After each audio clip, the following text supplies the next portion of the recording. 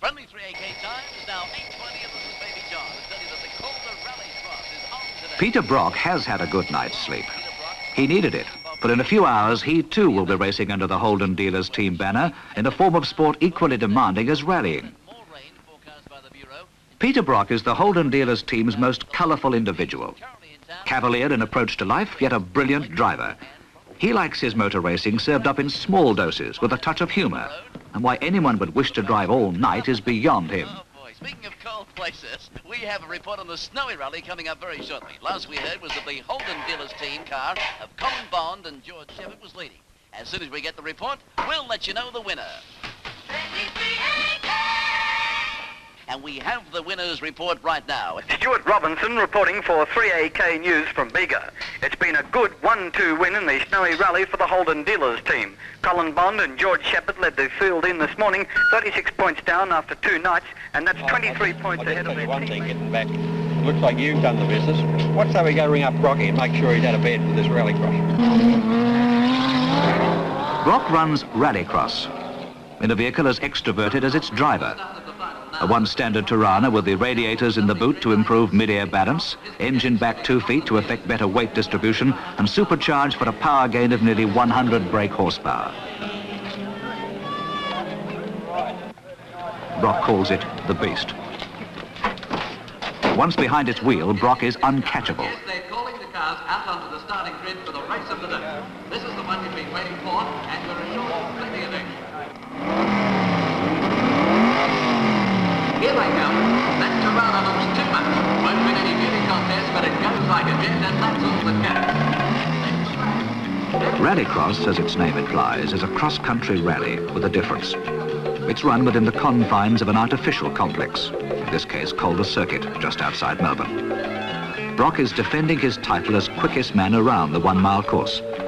But if it takes a special breed of man to win at this sport, it also takes a special breed of motorcar. The Beast has been specially strengthened, for it's about to be subjected to brutal treatment.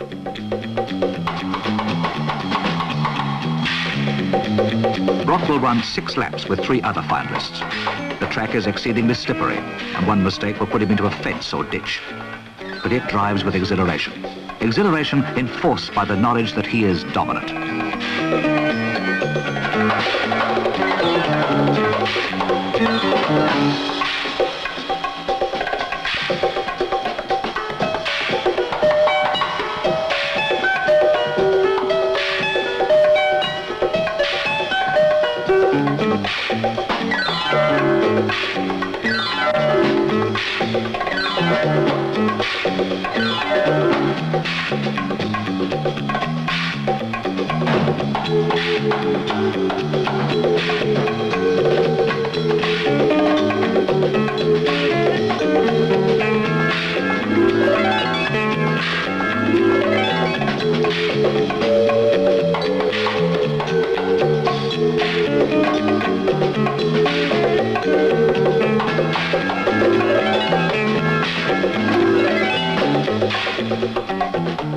A dozen dizzy miles over the track, that's the embodiment of everything a car buster can devise.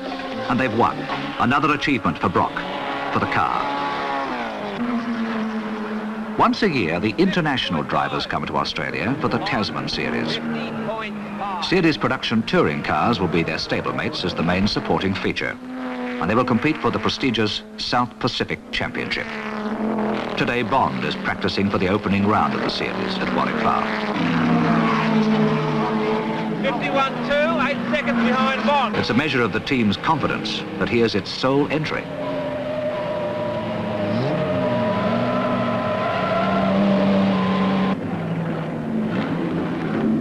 Firth brings Bond in. He has one of the fastest practice times, so there's little sense in running up a large time trial mileage.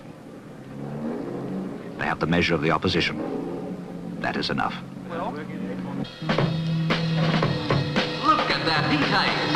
They look fantastic. All bunched up, juggling for position, weaving all over the place. But look at Bond, smooth as silk.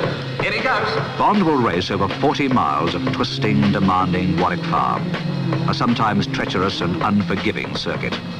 The Tirana will round 800 corners. The engine will roar to maximum revolutions each time Bond changes gears. And in the hour, he will do that 400 times. In stamping the brakes equally frequently, he will wear out a set of special racing tyres. He will finish the race limp and tired from the strain of riding the razor's edge. He will step from the car without having made the slightest mistake. For motor racing is a sport that is unkind to those who fail to accord it respect. That is why Bond, Firth and the team have no peers. Bond's well and truly out in front now, just a few laps to go, and look at this, Moffat's in trouble. Looks like a collapsed wheel, and that puts paid to any effective opposition to Bond. Nothing can stop him now.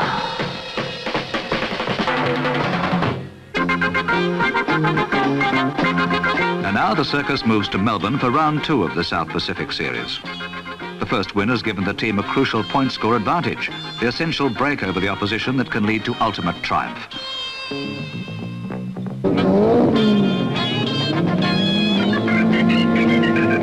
And away they go. This will be a pretty tough race for Colin Bond. Sandown Park's made to order for the big Fords. They've used their immense horsepower advantage to full effect and have grabbed the top 2 slots in the time trials. Privateer John Goss is right up there behind the works Fords of Alan Moffat and Bruce McQueen. But the bloke the crowd will watch is Colin Bond. He's back there in 4th in the little Tirana and he's clinging on like a leech. That's good brakes and handling for you.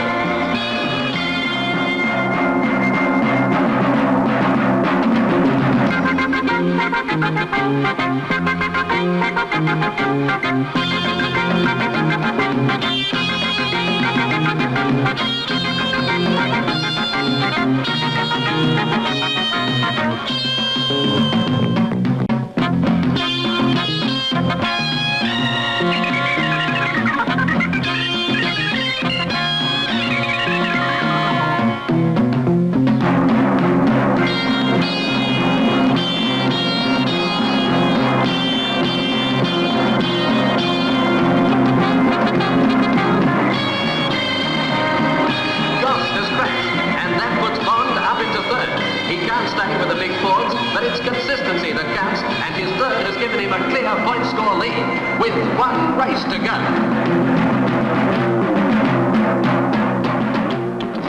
The final, Bond and his car still lead the series on point score.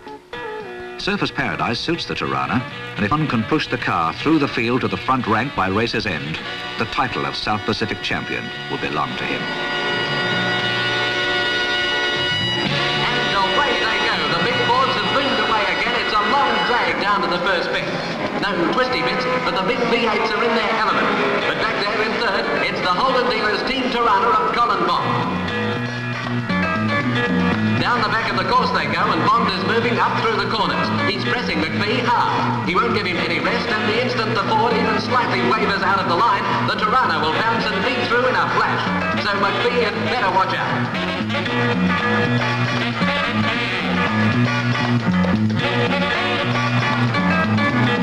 And there's the move. Look at Bond. Brilliant piece of driving. I don't think McPhee knows where it came from. That was too much. And now Bond's out after Moffat.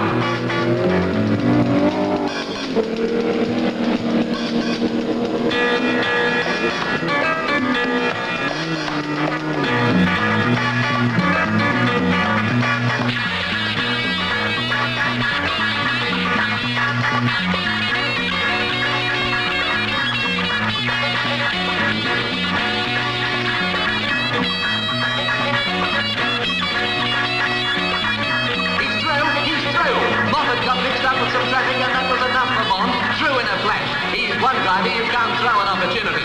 So what's going to happen now? Moffat needs that first place to wrest the point score away from the Holden, but he's going to have his work cut out. And Bond and his car speed to victory. When he crosses the line, he will have won 2 of the 3 races, winning the South Pacific Championship for the Holden dealers team. It is an exercise of challenge and achievement. These men have sought to rise above the norm to a level where their labours give promise of new development. That is why the Holden dealers team races, to win and to learn.